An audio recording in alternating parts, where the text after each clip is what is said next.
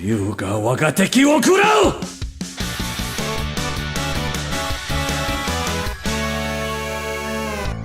Hey everyone, welcome to GameGorgon. My name is Indigo. And I'm Croog. And today we're going to be going over all of the beautiful, wonderful, juicy goodness that is Heroes of the Storm updates from Blizzcon. I was with you till you said juicy. I mean, Hanzo's pretty juicy.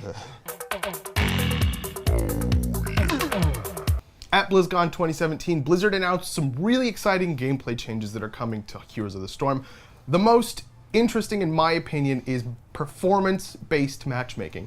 So currently, your matchmaking is based off of your wins versus your losses. Obviously, that's not a great encapsulation of your individual skill, because sometimes you're stuck in a game with somebody like this dude, and he just drags the whole team down. You know how sometimes you carry a game to victory? Sometimes people like this carry the game to defeat. They just feed so hard that it's actually impossible, mathematically impossible for you to win. And so now, with the new matchmaking system that incorporates your individual performance in a given game, you should be able to increase your ranking while losing games if you know. If you're performing well enough. If you're performing well enough, right. Blizzard is also working to integrate Blizzard Voice with Heroes of the Storm, giving you an in-game voice chat option for you to communicate with your team. Obviously, I can't think of a single game that Blizzard makes where communication isn't super important, right? This is going to enable people who aren't necessarily... Hearthstone. I mean, yeah. In most of Blizzard's games, communication is very important. This is going to give people who don't necessarily know each other in real life and are already part of the same Discord server, for example, a method by which they can communicate to one another in kind of a user-friendly, quick, easy, secure fashion, no IP addresses exposed like Skype used to do. Because, you know, nothing's better than, you know, getting verbally told that someone screwed my mother last night versus text. I mean, look. That can be tracked very easily and reported. I mean, as long as, look.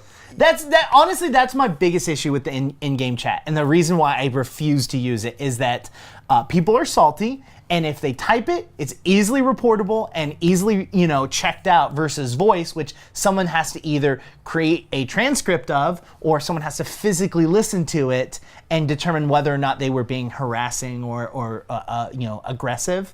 I know at least when you play, you scream out profanities. I do. And like not like at the other, not at your own teammate, but more like you. This is my favorite. Oh, just shit in his mouth. Okay, that's her. That's her.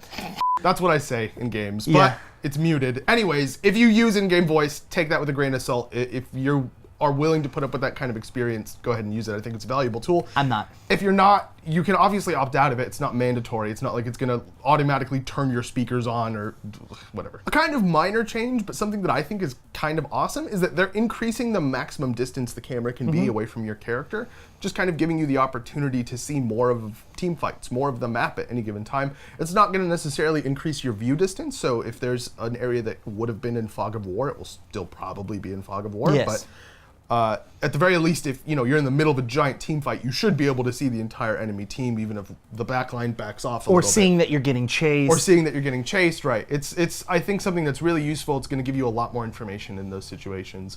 Maybe something that a lot of people are going to have to get used to, but we'll see when it comes out. It looked really clean. It looked really good. Yeah, that's good. It was very helpful. Two more gameplay update notes. One is laning phase changes. There's some pretty big ones here. For example, the towers in front of a lane will no longer have ammunition. They will have infinite ammo, making it a lot more important to push minions underneath those towers, especially early game.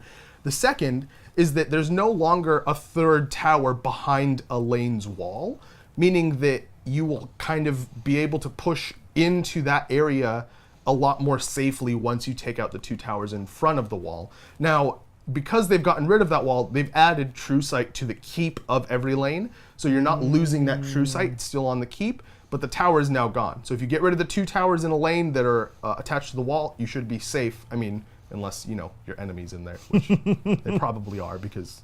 You're pushing a lane. You're pushing a lane, and you should expect to be, anyways, you know. There's one more, stealth, which is being reworked with the goal of making it a little easier to see people that are in stealth, while at the same time maintaining stealth as a tactical advantage. They've been really clear about the fact that this isn't in its final form, but you can see what they've done so far. It's really super obvious when somebody in stealth is walking around, you can see them. It doesn't feel like stealth anymore. So I think they're gonna spend some time playing with it. I'd take it with a grain of salt right now. And then the actual meat and potatoes, the actual really fun start is the fact, what? That other stuff is cool, f you. No, it's not. Hanzo and Alexstrasza are the new characters that they've announced for Heroes of the Storm.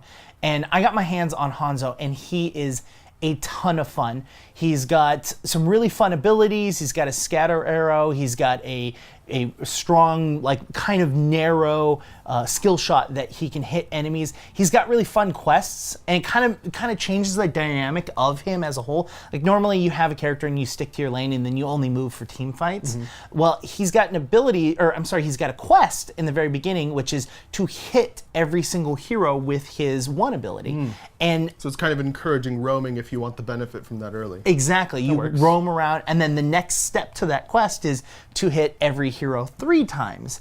And it gets more powerful the more often you do it. So if you're traveling and moving around more often, you're making your character significantly stronger. That's cool. He was a lot of fun, like I said. We crushed it. We got to actually play another group of people, and we just destroyed them. It was amazeballs. Nice. Yeah. And Alexstrasza, she is a healer, and she's got some really fun, really interesting abilities, like her ultimate, where she flies up into the air and then can launch fireballs down. Yeah, her ult is one of her ults is so intimidating because you just see this giant shadow of a dragon soaring across the map.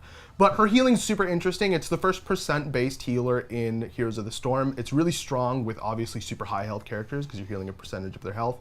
And it has a really interesting mechanic by which her healing scales based off of the amount of health that she has to sacrifice in order to heal an ally. So there's a lot of cool, unique features that she's going to bring to the table. I'm really excited to see her. Yeah, no, it's a very fun dynamic between the two. The fact that they got them in here because they're both dragons, but also the fact that these two characters are coming out from 2 completely different games. Yeah.